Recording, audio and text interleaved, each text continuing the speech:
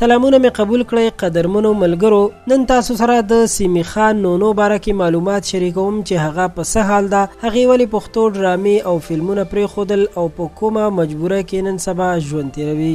دا ټول معلومات تاسو ته د نن ورځې په دې ویډیو کې درکوم. زموږ چینل پښتو پوسټ در سره سبسکرایب کړئ. سیمي خان نونو چې د پښتو فلمونو مشهوره اداکاره وه او یو وخت یې په سی ډي او ټي وي ډرامو او فلمونو باندې راج کولو. د پښتو مشهورو اداکارانو لکه جهانگیر خان، منظور حسین، طارق جمال، محمد حسین سواتی او نورو اداکارانو سره په ډیرو ډرامو او فلمونو کې کار کړی دی.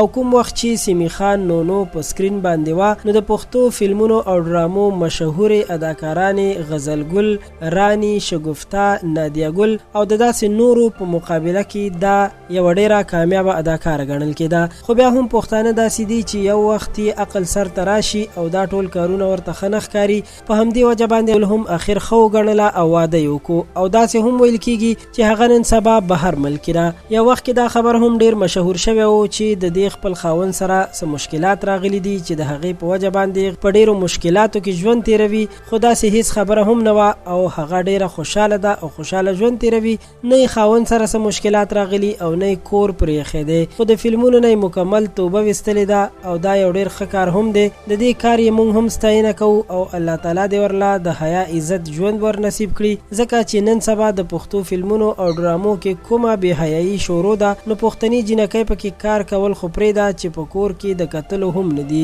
د پښتو پوسټ دا ویډیو تر همدې ځایه وه. زموږ چینل در سره خامخا سبسکرایب کړئ. د ځان خیال ساتئ. ډیره ډیره مننه.